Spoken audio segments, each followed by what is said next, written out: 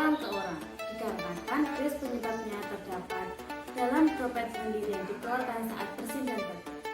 Upaya pencegahan penyebaran penyakit ini dapat dilakukan dengan cara menerapkan etika bersin dan batuk.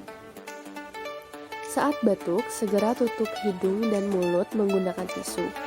Jika tidak ada tisu, gunakan sapu tangan atau lengan baju bagian dalam.